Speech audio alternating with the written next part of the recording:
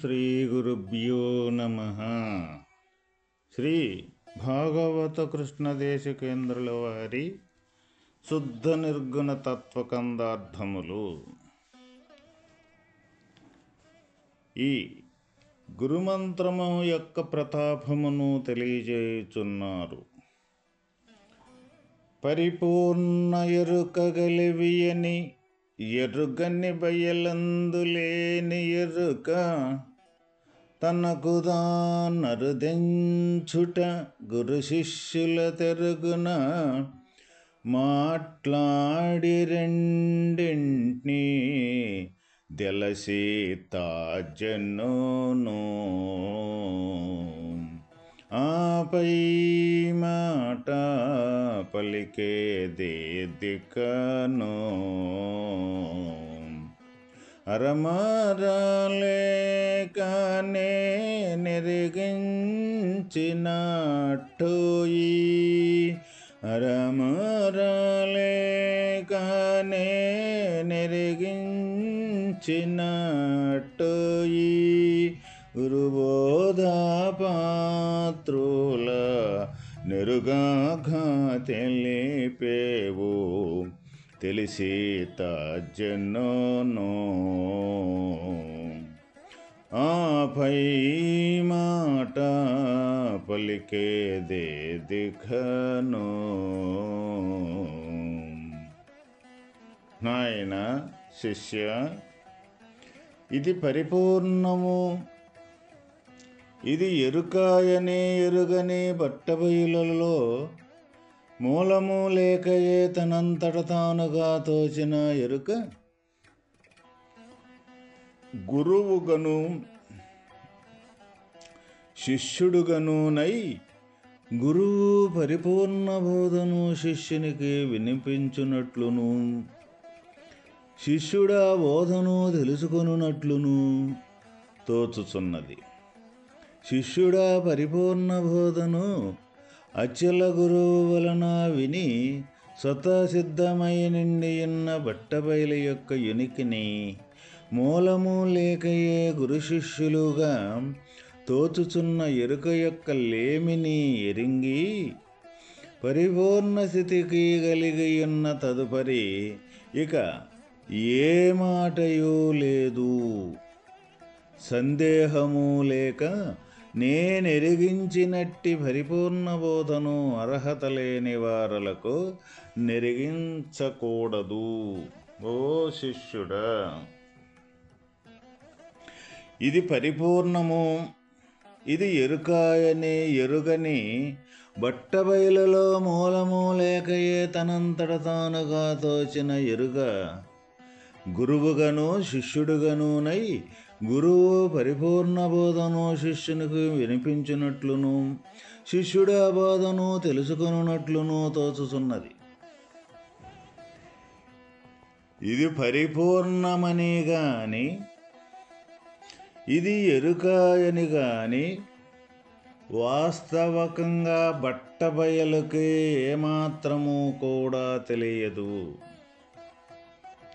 అయితే ఈ మూలము లేకయే తోచుచున్న ఈ జ్ఞానము తనంతట తానుగానే తోచి ఎరుకగా గుర్తెరిగే జ్ఞానముగా తోచి ఒకరు గురువుగను ఒకరు శిష్యుడుగను ఈ గురువు పరిపూర్ణ బోధను శిష్యుడికి బోధించినట్లుగాను వినిపించినట్లుగాను ఆ శిష్యుడు బోధను తెలుసుకొనున్నట్లుగాను ఈ విధంగా మనకే తోచుచూ ఉన్నది. ఆ శిష్యుడా పరిపూర్ణ బోధను అచల గురువు వలన విని ఆ స్వతసిద్ధమై నిండియున్న బట్టబయలు యొక్క ఉనికిని మూలము లేకయే గురు శిష్యులుగా తోచుచున్న ఎరుక యొక్క లేమిని ఎరింగి పరిపూర్ణ స్థితికి కలిగి ఉన్న తదుపరి ఇక ఏ మాటయూ లేదు గదా. మనకి ఎంత మట్టికి జ్ఞానము యొక్క ప్రభావము ఈ ఎరుక యొక్క స్వాభావికము ఉంటుంది అంటే గురుడు ప్రబోధాన్ని బోధిస్తూ ఉన్నాడు అన్న గుర్తు కూడా ఈ ఎరుక యొక్క లక్షణమేను అని మనకు అక్కడ తెలియజేయటం జరిగింది. ఈ శిష్యుడు అప్పుడు గురువు వేరు శిష్యుడు వేరు అన్న యొక్క భావన అనేది అక్కడ మనకి విడివిడిగా కనపడే యొక్క లక్షణము కూడా ఎరుకేను. అంటే ఇట్లా గురువుగాను ఈ ఎరుక యొక్క మూలము లేకనే బట్టబయలులో తోచి తనకు తానుగానే పుట్టి ఈడ గురువుగాను శిష్యుడుగాను వీళ్ళిద్దరు కలిసి గురువు యొక్క పరిపూర్ణాన్ని శిష్యుడికి ఎరిగించినట్లుగాను ఈ విధంగా ఈ సంభాషణ ఇది మొత్తం కూడా ఎరుకలోని యొక్క విధానమేను. అయితే బట్టబయలు యొక్క ఉనికిని ఎరిగిన ఏ శిష్యుడైతే ఉన్నాడో ఆ ఉనికిని ఎరిగిన తర్వాత అటువంటిది బట్టబయలు అని ఆ బయలుని ఏది కూడా గుర్తెరిగేదానికి ఆస్కారమే లేకుండా పోతూ ఉన్నది.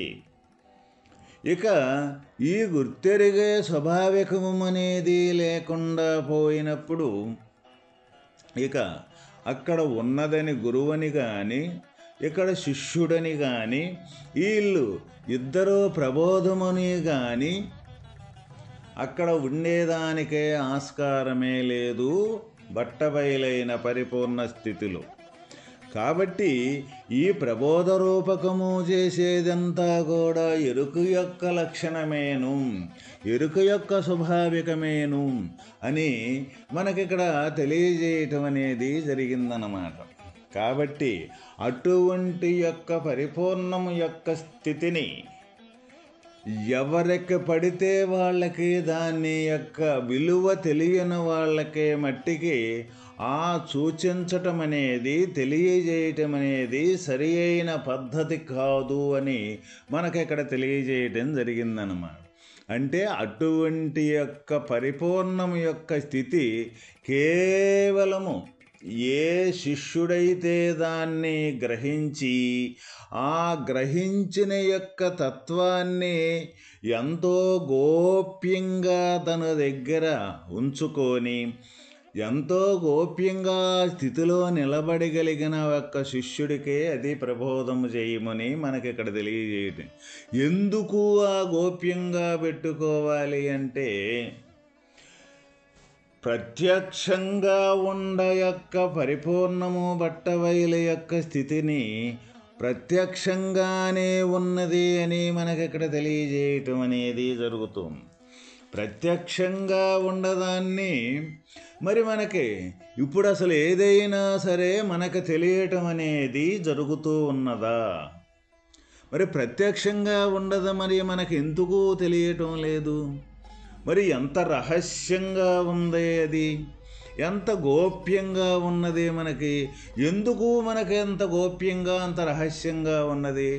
ఆ ప్రత్యక్షంగా ఉండదాన్ని మరుపు చెంది అక్కడి నుంచి తనకు తానే స్వతసిద్ధముగా తయారైన ఎరుక యొక్క ఉనికితోటి మనం ఎరుక యొక్క శాస్త్రలే నిజమని ఈ ప్రపంచం వైపు ప్రయాణం చేస్తూ ఉన్నాం. కాబట్టి ఈ ప్రత్యక్షంగా ఉండి కూడా మనకి బట్టబయలనేది గోచరించటం లేనే లేదు. మరి అందువల్ల ఎందుకు తెలియజేయకూడదు అని అంటే ఒకవేళ తెలియచేసినప్పటికీ అంటే ఆ పరిపూర్ణము యొక్క స్థితి ఆ పరిపూర్ణం యొక్క విలువను తెలియకుండా కానీ శిష్యుడికి కానీ ఆ పరిపూర్ణ బోధను కానీ బోధించినట్లయితే తను ఏ విధంగా దాన్ని తీసుకోవటం జరుగుద్దు అంటే ఆ పరిపూర్ణ బోధను కూడా ఎరుక యొక్క భాగంగానే తీసుకొని ఆ పరిపూర్ణ స్థితి ఏముందలేని ఆ స్థితిలో నిలబడేదానికి ఆస్కారము లేకుండా పోతుంది. కాబట్టి అందువల్ల అది బోధించినా కానీ నిరుపయోగమే. కాబట్టి అది బోధించకుండా ఆ అర్హత కలిగిన వారికే అది బోధించాలి, లేకపోతే బోధించకూడదు అని మనకి ఇక్కడ చెప్తూ ఉన్నారన్నమాట. అదే విధంగా మనకి ఈ జీవన విధానంలో కూడా మనకి ఎక్కువగా విలువ కలిగిన వస్తువులు ఏమైనా ఉన్నాయి అంటే ఆ విలువ కలిగిన వస్తువులు ఎవరికి మనం ఇస్తాము? ఇంటిలో ఎవరైనా సరే బాగుగా ఆ విలువగల వస్తువుని జాగ్రత్తగా దాచిపెట్టి భద్రపరిచే వాళ్ళకే ఆ విలువ కలిగిన వస్తువుల్ని మనకు ఇయటం జరుగుద్ది. ఒక ఉదాహరణకి ఒక బంగారమే ఉందంటే ఎక్కడ పడితే అక్కడ అది పడేయం. అది భద్రంగా ఏదైనా సరే ఒక అరమరలో కానీ లేకపోతే ఒక సూట్ కేసులో కానీ ఎక్కడైనా సరే మనకున్న దాంట్లో గోప్యంగా దాచిపెట్టడం అనేది జరుగుద్ది. ఆ గోప్యంగా దాచిపెట్టే దాంట్లో కూడా ఎవరైతే ఆ బంగారాన్ని జాగ్రత్తగా దాచిపెట్టి జాగ్రత్త పరిచే యొక్క మనుషులు ఎవరైతే ఉంటారో ఆ కుటుంబంలో వాళ్ళకే ఇవ్వటం జరుగుతుంది. అదేవిధంగా ఒక డబ్బు కానీ ఒక బంగారం కానీ ఇంకా ఏదైనా సరే ఇంకా విలువ కలిగిన వస్తువులు ఏమైనా ఉంటే ఆ వస్తువుల్ని జాగ్రత్త పరిచే వాళ్ళకే మనం ఇస్తాం కదా. ఎవరికంటే వాళ్ళకి ఇచ్చి ఎటంటటు పడేసి మరిచిపోయే వాళ్ళకే ఆ వస్తువుల్ని ఎవరం కూడా మనం ఇయ్యము. భౌతిక విధానంలోనే అటువంటి ఒక విలువను మనమే కల్పించి బంగారానికి, డబ్బుకి, ఇంకా ఏ వస్తువుకైనా సరే ఆ వస్తువులకే ఎంతో ప్రాధాన్యత ఇచ్చి దాన్నే ఎంతో భద్రపరిచే వాళ్ళకే మనం ఇచ్చేటప్పుడు ఇక ఈ సృష్టి మొత్తానికి ఆధారమైన అచల పరిపూర్ణము యొక్క స్వరూపము భగవంతుని యొక్క స్వరూపము యొక్క ఉనికిని ఏ తీరుగా మరి ఎవరకబడితే వాళ్ళకే ఎందుకు ఎవరు అంటే అది ఆ ఉన్నతంగా యొక్క విలువ తెలియనప్పుడు అది ఏ విధంగా ఉంటుందంటే పిల్లవాడి చేతికి మనం ఏది ఇచ్చినా బంగారం ఇచ్చినా మట్టి గడ్డిచ్చినా రెండూ కూడా సమానంగానే చూస్తాడు. ఎందుకంటే బంగారం యొక్క విలువ పిల్లవాడికి తెలియదు కాబట్టి. అదేవిధంగా ఈ తెలియని వాడికి పరిపూర్ణం యొక్క విలువ భగవంతుని యొక్క విలువ తెలియక ప్రపంచమే నిజము అనుకొని ప్రయాణం చేసే ఈ ఎరుక యొక్క స్వాభావికంతో ప్రయాణం చేసే యొక్క పిల్లవాడి చేతికి ఈ వాస్తవమైన ఈ బంగారము విలువైన యొక్క అచల పరిపూర్ణం యొక్క స్థితిని అటువంటి యొక్క బోధని బోధించినట్లయితే దాన్ని ఆ విధంగానే మట్టిగడ్డను బంగారము ఒకటిగానే చూసే యొక్క లక్షణము పిల్లవాడి దగ్గర ఉన్నట్టు ఇది కూడా ఎరుక యొక్క స్వాభావికంగానే తను చూడటం అనేది జరుగుద్ది. అందువల్ల అర్హత కలిగిన వారికే ఈ పరిపూర్ణము యొక్క బోధని తెలియజేయమని మనకి పెద్దలు పదే పదే మనకి ఇక్కడ తెలియజేయటం జరిగింది. సరే, అది ఆ విధంగా ఉన్నప్పుడు అసలు పరిపూర్ణము యొక్క స్థితిని తెలియజేయమని చెప్పారు. ముందు మనం అసలు తెలుసుకోవలసిన విషయం ఏంటిదంటే అసలు మనమంటే ఈ శరీరం అనుకోనే మనం ఈ జీవన విధానం అనేది గడుపుతూ ఉన్నాం కదా. మరి ఈ శరీరమే మనం అనుకొని గడుపుతూ ఉన్నప్పుడు ఈ శరీరంలో ఈ ఎరుకనే జ్ఞానం అనేది ఒకటి ఉందని మనకు తెలియజేయుతున్నారు. అది శరీరము వేరు కాదు, జ్ఞానము వేరు కాదు. శరీరములోనే మిళితమైపోయి శరీరం అంతటా కూడా మొత్తం నిండి నిబిడీకృతమై కనపడకుండా ఉండే యొక్క ఈ జ్ఞానం యొక్క స్వరూపాన్ని ముందు మనం తెలుసుకోకపోతే వాస్తవమైన భగవంతుని యొక్క స్వరూపము పరిపూర్ణము యొక్క స్వరూపము తెలుసుకునేదానికి ఆ స్థితిని పొందేదానికి ఎటువంటి అర్హత కూడా మనం సంపాదించలేము. మొట్టమొదటగా మనం సంపాదించాల్సిన యొక్క ఏ మార్గం అయితే ఉన్నదో అది మొదట మార్గం. ఈ శరీరంలో అంతటా ఉండి సూక్ష్మంగా ఉండి శరీరాన్ని నడిపించే ఏ జ్ఞాత, ఏ తెలివైతే ఉన్నదో, ఏ జీవుడైతే ఉన్నాడో ఆ జీవుణ్ణి మనం క్షుణ్ణంగా తెలుసుకోకపోతే వాస్తవమైన పరమాత్మని తెలుసుకునేదానికి మనకు వీలు పడదన్నమాట. ఆ జీవుణ్ణి మనం తెలుసుకోవాలి అంటే తప్పనిసరిగా గురు సాంగత్యం అనేది మనకు అవసరమే.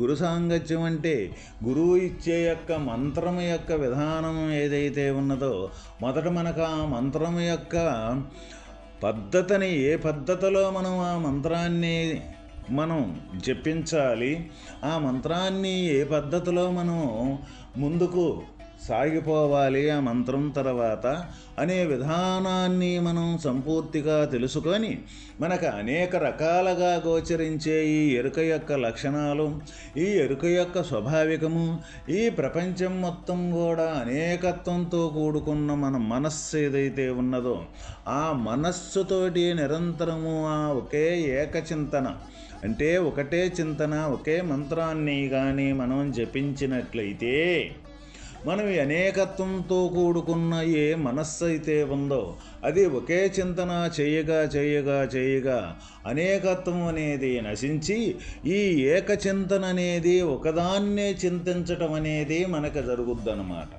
ఎప్పుడైతే మనకి ఒకదాన్నే, ఒకే మంత్రాన్ని, ఒకే పదాన్ని మనం చింతించటం జరిగినప్పుడు అప్పుడు మనకి తెలియబడకుండానే ఒక విల్ పవర్ అంటాం, అంటే ఒక ఏకాగ్రత అని కూడా అంటాం. అటువంటి ఏకాగ్రత వచ్చినప్పుడే ఈ అనేకత్వం అనేది నశించినప్పుడే అనేకత్వానికి సంబంధించిన మనసు ఈ ఏకత్వంగా మారినప్పుడే అప్పుడు వాస్తవమైన ఈ శరీరంలో సూక్ష్మంగా ఉండి ఈ శరీరాన్ని నడిపే యొక్క జీవస్థితి ఎటువంటిదో గుర్తెరగటం అనేది జరుగుద్ది. అటువంటి ఏకభావన, ఏకచింతన అనేది రాకపోతే సూక్ష్మంగా ఉండే యొక్క ఈ జ్ఞానాన్ని తెలుసుకోవటం వీలు పడని పని. జ్ఞానాన్ని కానీ తెలుసుకోకుండా, జ్ఞానారూపకంగా మారకుండా ఈ దేహం అనే యొక్క భ్రమ అనేది, ఈ దేహ భ్రాంతి అనేది మనకి వదలదు. కాబట్టి ప్రతి ఒక్కరము కూడా మనం ఈ పరిపూర్ణము యొక్క స్థితిని తెలుసుకోవాలి అనుకునేదానికంటే ముందు మనం ఈ దేహాన్ని, దేహభావాన్ని, దేహభ్రాంతిని అనేది సంపూర్తిగా వదిలగలిగితేనే ఈ దేహంలో ఉండే జీవస్థితి అనేది మనకి గోచరించేది, జీవస్థితిగా మనం మారేది. ఒకటి లేకపోతేనే ఒకటి అవుతాము, ఒకటి అయితేనే ఒకటి లేకుండా పోతుంది. ఒకదానికంటే ఒకటి పైనుండ వస్తువు ఏదైతే ఉందో ఆ వస్తువుగా మనం మారినప్పుడే ఈ కిందుండ యొక్క వస్తువు అనే ఉనికి లేకుండా పోవటం అనేది జరుగుద్ది. ఏది కిందుండ వస్తువు అంటే శరీరమే కింద ఉండదు, శరీరమే స్థూలమైన దేహం. ఈ స్థూలం లేకుండా ఈ స్థూలానికి ఆధారమైంది సూక్ష్మమైన ఈ జ్ఞానం. ఎప్పుడైతే జ్ఞానంగా మారినప్పుడే ఈ శరీరం అనే ఉనికి మనకు లేకుండా పోతుంది. ఇక్కడ శరీరం లేకుండా పోతుంది అంటే మనకి శరీరం తీసి ఎక్కడో పెట్టమని కాదు, శరీరమే నేను అనుకున్న భావన తొలగిపోయి జ్ఞానమే నేను అనుకున్న భావన కాడకే ఆ స్థితిలో నిలబడగలగటమే ఇక్కడ మార్పు చెందటము అంటే. అటువంటి స్థితికి చేర్చేదే ఈ గురుమంత్రము యొక్క ప్రతాపము. ఓం తత్సత్.